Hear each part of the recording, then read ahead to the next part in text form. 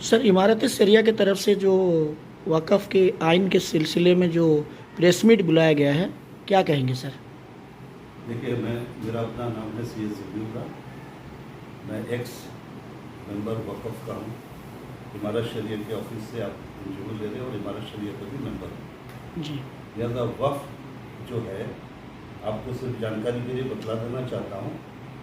वक़्फ़ board जो है, ये मुसलमान जो ज़मीन को अल्लाह के रास्ते में दान देते हैं, वक़्फ़ उसको कहलाता है।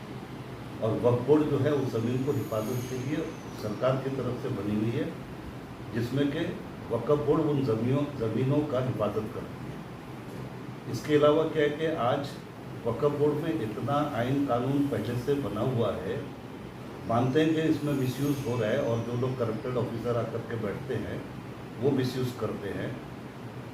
इसके अलावा क्या है कि जो है सरकार अपनी तरफ से कोई इंटरेस्ट जाहिर नहीं करती है।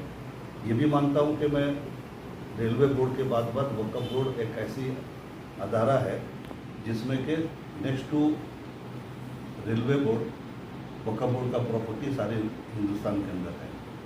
लिहाजा इसमें मानते हैं जो करप्शन को सही करने का जो स्टेप सरकार उठाए हैं वो होना चाहिए, मगर कैसे होगा? हमारे पास सारा कानून बना हुआ है, इसके बाद फिर इसमें संशोधन की ज़रूरत क्या है? जो कानून बना हुआ है उस पर तो पहले अमल कर लीजिए। हमारा जितना ज़मीन अभी दूसरे लोगों के कब्ज़े में है, 95 वक्फ एक्ट में ये लिखा हुआ है कि आप अगर उसमें गैजेट नोटिफिकेशन में वो आ रहा है, और गैजेट नोटिफिकेशन कैसे बनता है ये भी आपको मालूम करा दूँ। गैजेट नोटिफिकेशन वक्फ बोर्ड की कमेटी को सरकार बनाती है। वक्फ बोर्ड अंदर सरकार के लॉ डिपार्टमेंट में या फिर वेलफेयर डिपार्टमेंट के अंदर में वक्फ बोर्ड आता है। तो लिहाजा ऑफिसर्स जितने हैं सरकार की तरफ से अपॉइंटमेंट पाते हैं, जितने स्टाफ है सरकार की तरफ से हिफाजत नौकरी पाते हैं। और इनमें सबसे बड़ी बात यह है कि जो प्रॉपर्टी दी जाती है, मुसलमान अपने खून पसीने का कमाया हुआ प्रॉपर्टी इसको वक्फ करता है और वक्फ कहलाता है अल्लाह के नाम में जिस प्रॉपर्टी को हम दे देते हैं। लिहाजा जो प्रॉपर्टी अल्लाह के नाम में चला गया उसको कोई इंसान दुनिया का लेकर के अपनी मिल्कियत बना नहीं पाएगा और वो उसको बेच भी नहीं पाएगा। सरकार उसका देख रेख करती है और हिफाजत करती है, उसका मिसमैनेजमेंट को रोकने के लिए एक कमेटी बनाती है, उस पर काम करती है। तो लिहाजा वक्फ बोर्ड का मकसद ये है कि इन प्रॉपर्टियों में जो मुसलमानों के बहबूदी का अदारा बनता है, चाहे उसमें मस्जिद हो, चाहे मदरसे हों, चाहे कुछ भी ऐसे अदारे हों जिसमें एजुकेशन से जुड़ा हो, इबादत से जुड़ा हो और किसी भी तरीके से इस्लामिक जो तरीके हैं उससे जुड़ा हो, वो अदारे को वक्फ बोर्ड दे सकती है और उनसे किराया ले सकती है, उसको बेच नहीं पाएगी प्रॉपर्टी को। लिहाजा इस वक्त जो आप लोग सुनते हैं कि वक्फ बोर्ड में संशोधन हो रहा है, वो हो रहा है, ये सिर्फ उन पैसे वालों के लिए किया जा रहा है जो लोग एक्वायर करके आगे से ज़मीनों को बैठे हुए हैं। अब मिसाल के तौर से आप दिल्ली में चली जाइए, वक्फ बोर्ड का 25% प्रॉपर्टी जो है, कल परसों से न्यूज़ भी आ रही है, आप देख लेंगे शिमला में, वहाँ पे कब्रिस्तान जो है वो कब्रिस्तान को गवर्नमेंट एक्वायर करके फार्म हाउस के लिए बेचती है। तो इसी तरह दिल्ली में रासूद होटल खड़ी हुई है वो प्रॉपर्टी में, शीला सिनेमा हॉल जो है वो भी खड़ा हुआ है। तो बहुत सारे चीज़ हैं जो कि आगे से एक्वायर करके बैठे हुए हैं।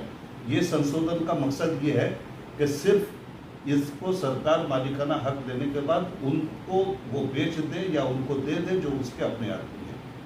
वक्फ बोर्ड जो मुसलमानों का कमाया हुआ पैसे से ज़मीन दे करके वक्फ बोर्ड को हैंडओवर करते हैं, इसलिए कि इस्लाम में मरने के बाद सवाब जारिया के लिए कुछ चीज़ जारी रहे, इसलिए वो प्रॉपर्टी को मुसलमान देता है कि जो है मेरे बाद भी जारिया सवाब मेरे रूह को पहुँचता है। लिहाजा इसीलिए वक्फ बोर्ड को ये ज़मीन दी जाती है।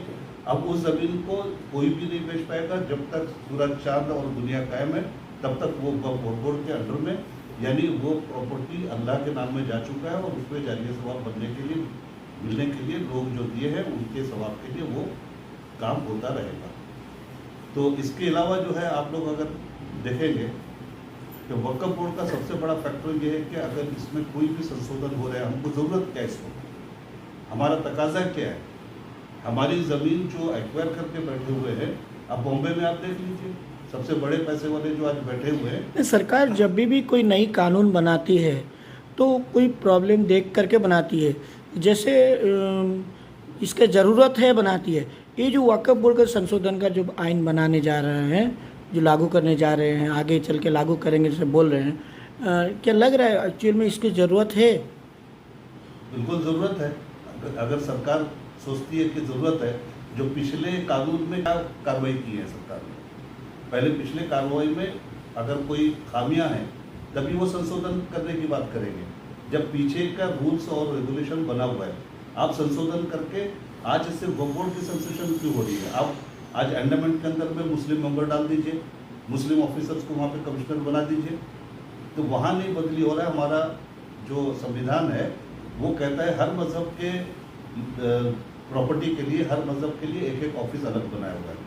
आप सरदारों का देख लीजिए, गुरुद्वारा कमेटी जो है, उनके बंधक गुरुद्वारा कमेटी, वो उनके फैसला करते हैं कि सिखों का क्या होगा। उसी तरह से आप क्रिश्चियन बोर्ड देख लीजिए, क्रिश्चियन प्रॉपर्टी की हिफाजत उनके हाथ में है। मुसलमानों के लिए वक्फ बोर्ड है और हिंदुओं के लिए एंडोमेंट है।